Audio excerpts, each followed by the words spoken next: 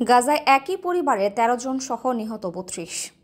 Israeli বিমান হামলায় গাজার খান ইউনিসে একই পরিবারের ১৩ জন সহ শেষ ২৪ ঘন্টায় ৩২ জন নিহত হয়েছে।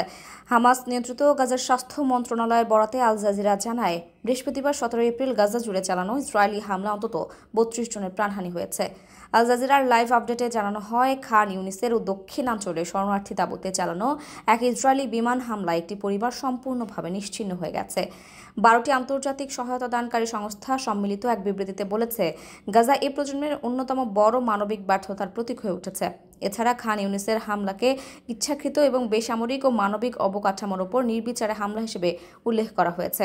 গাজা স্বাস্থ্য মন্ত্রণালয় জানিয়েছে, ১৮ মাস ধরে চলা ইসরায়েলি আগ্রাসনে এখন পর্যন্ত ৫১,০৬৫ জন ফিলিস্তিনি নিহত হয়েছেন এবং আহত হয়েছেন ১,১৬,৫০৫ জন।